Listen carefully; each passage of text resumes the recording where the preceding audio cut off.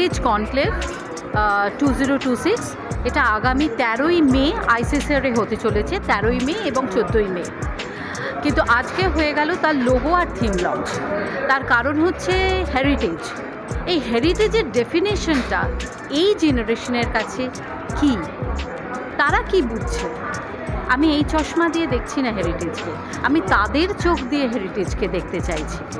তাহলে repositioning of the definition of heritage, সেটাই heritage conclave 2026 হতে চলেছে আগামী 13ই মে আইসিসিআর।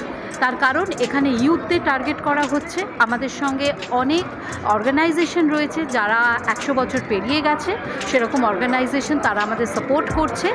এবং আজকে হয়ে গেল তার সাংবাদিক সম্মেলন, যেখানে ইনট্যাক অর্থাৎ জিএম কাপুর ফ্রম ইনট্যাক, মনীষ চক্রবর্তী যিনি একজন আর্কিটেক্ট নিজে, যিনি রেস্টোরেশন এবং কনজারভেশনের কাজের সঙ্গে যুক্ত, ফিল্ম মেকার সুদেষ্ণা রয়, সাবর্ণ রায়চৌধুরীর পরিবারের প্রতিনিধি, তারপরে প্রবাসী বাঙালি যিনি ফোক আর্ট নিয়ে কথা বলছেন, এরকম অনেকে উপস্থিত ছিলেন।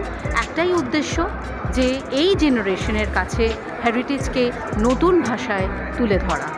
দেখুন, হ্যালো হেরিটেজ, ইনট্যাক, এরা অনেক বছর ধরে কাজ করছে এবং যেটা সবচেয়ে বড় প্রয়োজন যে ওরা যে কাজটা করেছে লোকের কাছে পৌঁছে দেওয়া এবং লোকের মধ্যে একটা অ্যাওয়ারনেস বিল্ড করা, যাতে তাঁরাও এগিয়ে আসেন, তাঁরাও নিজের হেরিটেজ সম্পর্কে জানেন।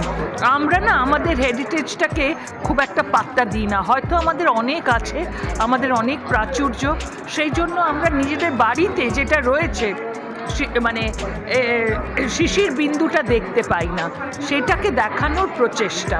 হ্যাঁ, আমরা অনেক জায়গায় গেছি যেখানে হেরিটেজ বিল্ডিং, কিন্তু আমি একটা জিনিস বলবো যে ধরুন আমি 10 ঘড়ায় আমরা শুটিং করেছিলাম 1999 সালে। সেইখানকার জমিদার বাড়ি কিন্তু এখন অনেক বেশি রেনোভেটেড হয়েছে। তখন যে অবস্থা ছিল সেখান থেকে অনেক উন্নতি হয়েছে, কারণ অ্যাওয়ারনেস এসেছে। এরকম আমাদের ভারতবর্ষে শুধু নয়, বাংলার বিভিন্ন জায়গায়, কলকাতাটার উপরে কনসেন্ট্রেট করলে শুধু হবে না, বাংলার বিভিন্ন জায়গায় এরকম বাড়ি রয়েছে। এবং যে কথা সৌরভবাবু বললেন মন্দির, আপনি যাবেন যে কোনো গ্রামে দেখবেন ভাঙা পোড়ো মন্দির আছে, সেটা কেউ দেখাশোনা করে না, but that is also heritage. আমি মেনলি কাজ করি পটচিত্রের ওপর, যেটা হেরিটেজকে ভীষণভাবেই কী বলে রিফাইন করে। আর এইভাবে আমি আস্তে আস্তে পটচিত্রটাকে নতুনভাবে আরেকটা নতুন জায়গায় পৌঁছাতে চাইছি, যাতে সবাই বুঝতে পারে যে এটা আমাদের কলকাতারই একটা ভীষণ লুপ্ত হওয়া আর্ট ফর্ম। অ্যান্ড এই ফোক আর্টের উপরই আমার কাজ, এবং যাতে এই জিনিসটা পুরোপুরি বিলুপ্ত না হয়ে যায়, তাই জন্যই আমার এই আঁকাটার উপর ভীষণভাবে কী বলে ইন্টারেস্ট তৈরি হয়। তো সেই সূত্রেই কাজ করা। এবং হ্যালো হেরিটেজে আমার এই নিয়ে 3-4টে প্রচুর কাজ, 4-5টা মতো কাজ হয়েছে, এবং সবেতেই আমি এই পটচিত্রের উপরই কাজ করেছি। ভীষণভাবেই ভালো লাগছে এখানে এসে, যেটা নিয়ে বাংলা উড়িষ্যার রসগোল্লার মতো ভীষণভাবে কন্ট্রাডিকশন, যে এটা আমাদের আর্ট, এটা আমাদের আর্ট। বাট আমি মনে করি কালীঘাট ফটো পেন্টিংটা একটু অন্যরকমই পেন্টিং, যেটা এখন প্রায় rare of the rarest.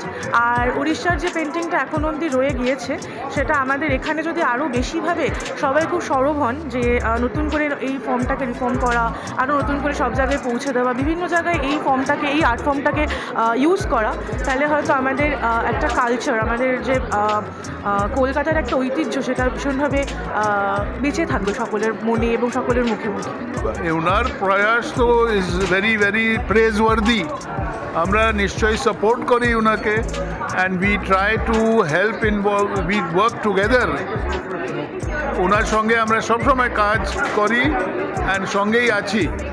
And এইটা is very important from the heritage movement point of view. আমরা আরম্ভ করেছিলাম একা, এখন অনেক লোক জয়েন করেছে, karma বানতা Gaya. That's what, so I think the movement is definitely gathering strength. আমার অনুযায়ী হেরিটেজ মানে হিস্ট্রি, হেরিটেজ মানে যে এতগুলো লোক যারা আমাদের আগে এসেছিলেন, যারা আমাদের কলকাতায় একটা সিগনিফিকেন্ট চেঞ্জ ছেড়ে গেছে, যেরকম রবীন্দ্রনাথ ঠাকুর, সত্যজিৎ রে, নেতাজি সুভাষচন্দ্র বোস, এরা সবাই যারা এসেছিলেন, যেই শেখাগুলো আমাদেরকে দিয়েছিলেন সেটা। আর আমার চোখে হেরিটেজ মানে এটাও যে আমরা দিনকে দিন যেটা দেখতে পারি আমাদের আশেপাশে, যেরকম দুজন চারজন চা খাচ্ছে একসাথে, ফুচকা খাচ্ছে, গল্প করছে, বা যে আগেকার দিনের যে ব্রিটিশ থাকতে যে ইউরোপিয়ান সাইডের যে বাড়িগুলো ছিল, বা লাইক যেইগুলো রাজবাড়ি আছে সেগুলো। তো আমার চোখে হেরিটেজ বলতে যেগুলো ছিল আর যেগুলো আছে দুটো মিলিয়ে যেটা হয়। মডার্ন জেনারেশন বা আপকামিং জেনারেশন বা এই প্রজন্ম, তাদের ভাষায় যদি আমি হেরিটেজকে তুলে ধরি, অবশ্যই তারা কিন্তু এগিয়ে আসছে। তাদের মধ্যে অনেক সম্ভাবনা রয়েছে এবং তারা কিন্তু অনেকটা এগিয়ে রয়েছে। সেই জন্য তাদেরকে আমরা পাশে চাইছি, কারণ হেরিটেজ প্রিজার্ভেশন বলে লাফালেই হবে না, তাদের মতো করে ভাবতে হবে তারা কি চাইছে। সেজন্য তাদের চোখ দিয়ে দেখছে heritage conclave 2026 by hello heritage at ICCR May 13 and 14। চিরঞ্জিতের রিপোর্ট, এস নিউজ।